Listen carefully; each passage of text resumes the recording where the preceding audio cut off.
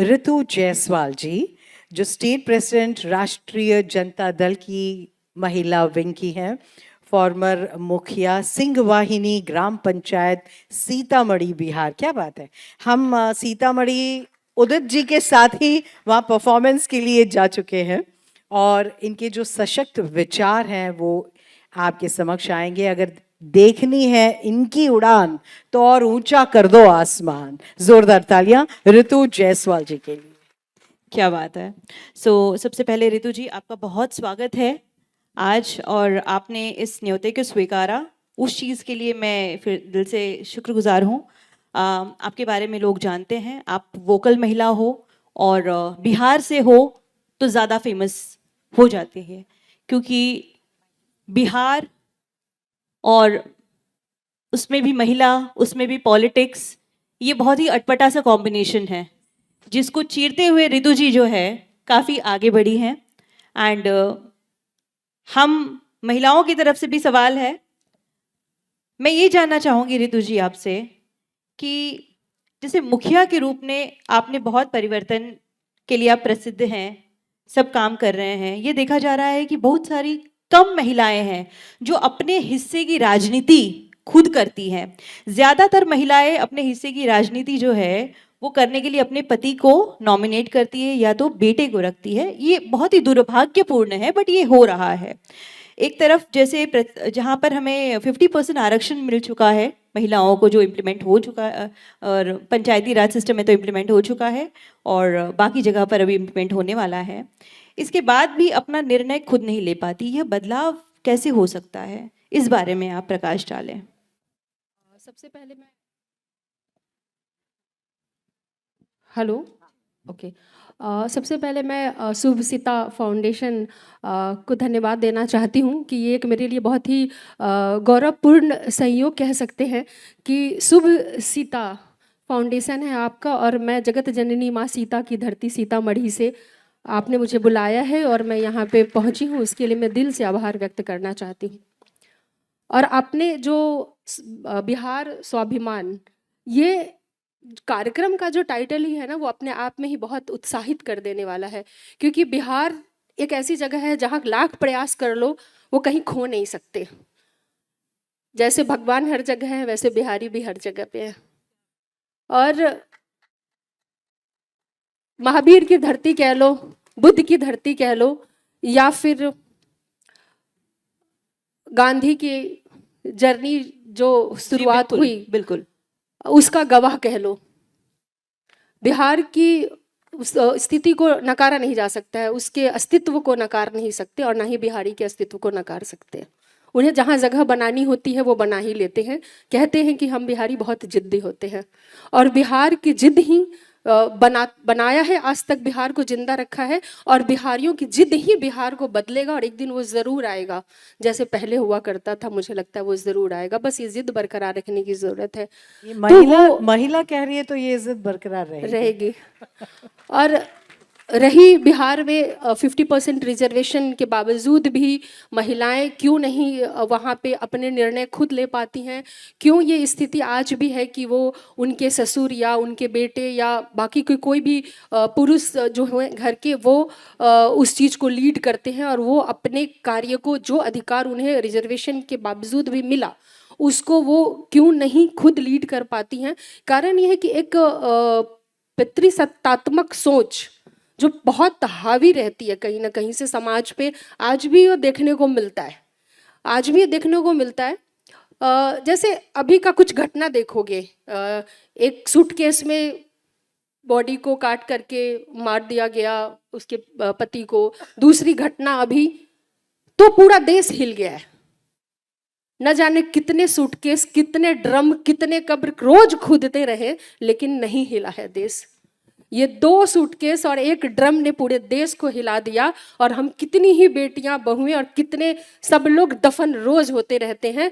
ये बराबर की चिंगारी उठनी चाहिए थी, ये दर्द, ये तरफ वो उसके लिए भी उठनी चाहिए थी जब महिलाएं दफन होती रही हैं, और वो संख्या बहुत ज्यादा है। तो इस पीड़ा को महसूस, मैं किसी चीज के फेवर में नहीं हूं कि ये जो हुआ है वो ये गलत है, मगर वो भी गलत है जो होता रहा है। जिस तरह से लड़कियों को, महिलाओं को मार करके दफन करता दिया जा रहा है, चाहे वो उसकी राजनीतिक उड़ान की ही मार क्यों ना हो, आपने पर काटे हैं, रिजर्वेशन के बावजूद भी वो चीज़ें नहीं दी गई। तो ये एक लड़ाई है, बहुत महत्वपूर्ण लड़ाई है, जो कि आज भी लड़ने की ज़रूरत है। अगर हमें वो पद दिया गया है तो निर्णय हमारे होने चाहिए, ना कि हमारे पति को, क्योंकि हम सक्षम हैं। एक महिला के अंदर ही वो ताकत है कि वो किचन में कंचन भी चला सकती है, सेम टाइम पे बच्चों को भी देख सकती है और मोबाइल पे बात भी कर सकती है। कहते हैं ना कि जैसे माँ दुर्गा के कई हाथ हैं या देवियों के कई हाथ होते हैं, वो हाथ ये दर्शाता है कि वो एक महिला है जो एक वक्त में, कई हाथ का मतलब है कई कामों को एक साथ वो कर सकती हैं। बावजूद भी उनकी शक्ति को नहीं पहचानना कहीं ना कहीं ये दिखाता है कि आपको देवी शक्ति में बिलीव ही नहीं है। तो ये बहुत ज़रूरी है कि जो रिजर्वेशन मिला है, महिलाएं जो कि अगर यहाँ पर हैं और इंटरेस्ट रखती हैं कि वो जाके त्रिस्तरीय पंचायती चुनाव को लड़े, तो ज़रूरी है कि वो अपने अधिकार को पहचाने। उसके लिए उन्हें लड़ना पड़े तो लड़ना चाहिए, और अपने सूझबूझ और अपनी इच्छा से काम करने की ज़रूरत है। और वो परिवर्तन हुआ भी है, जो चीज़ें पहले थी उतनी नहीं रह गई हैं, उन्हें अधिकार मिला है। तो बिहार और बिहार के गाँव धीरे धीरे बदल भी रहे हैं। Thank you. एक और सवाल है मेरे पास आपके लिए, जो कि तकनीक का विकास हो चुका है और हम लोग आ गए हैं एआई के ज़माने में, आर्टिफिशियल इंटेलिजेंस के ज़माने में। इससे आमजन के जीवन में, कामकाज में तो सहूलियत हो चुकी है, लेकिन एक महिला होने के नाते मुझे लगता है कि इसकी हानि जो है बहुत हुई है। ऐसा सर्वे में आया है और ऐसा एक्सपीरियंसेस भी आए हैं जहाँ पर महिलाएं जो हैं एआई के कारण, एआई एडिटेड वीडियो के कारण उनका कैरेक्टर असैसिनेशन किया जाता है, या उनका जो पहलू है उसको दूसरा दर्शाया जाता है। मैं ये नहीं कह रही हूँ कि पुरुष वर्ग के लिए ये नहीं है, ये भी खतरनाक चीज़ है, लेकिन महिलाओं को इससे कैसे बचना चाहिए? और जैसे since you are in politics, we should speak about the voters as well. So voters को हम कन्विंस कैसे करें कि भैया ये एआई वीडियो है? बिकॉज हमारे बिहार की बात अगर हो रही है तो बिहार के पॉलिटिक्स में मैंने देखा है कि लास्ट मोमेंट पे जो है यूं करके एक वीडियो आता है, यूं करके एक ऑडियो आता है, इसने उससे वो कहा, फलनवा ई कह दिया, लस खत्म, वहां का वोट वहां शिफ्ट, वहां का वोट वहां शिफ्ट। तो ये जो प्रॉब्लम है, ये बहुत बड़ी प्रॉब्लम है। इसको हम कैसे टैकल कर सकते हैं रितु जी? देखिए, क्या आपको ये प्रॉब्लम लगता है?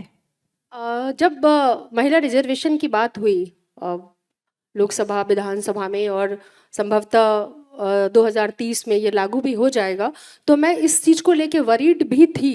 क्योंकि आमतौर पे क्या होता है, जब तकनीक नहीं है तो हम शब्दों से महिलाओं के चरित्र को बातें करते हैं कि अरे उसको वोट मत करो, उसका तो ऐसा चरित्र है या ये ऐसा है।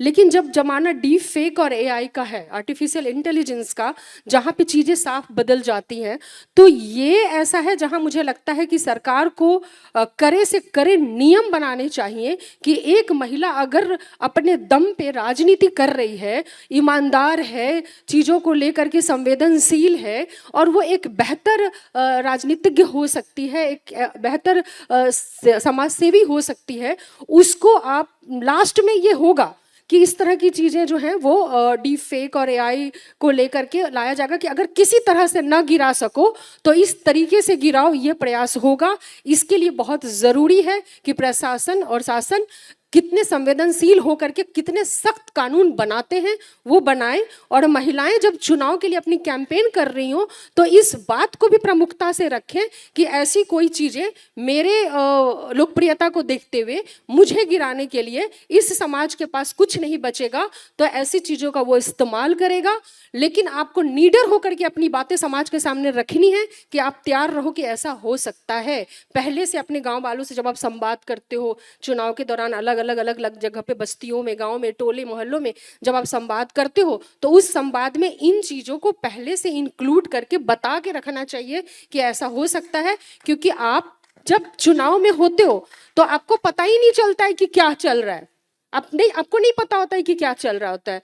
जैसे अभी मैं लोकसभा का चुनाव लड़ रही थी, शिवहर लोकसभा से, तो जब मैं चुनाव लड़ रही थी और मुझे लगता है कि अच्छी लड़ाई रही, जहाँ पे हार की मार्जिन बहुत ज़्यादा होती थी, बहुत मिनिमम वोट से मैं हारी।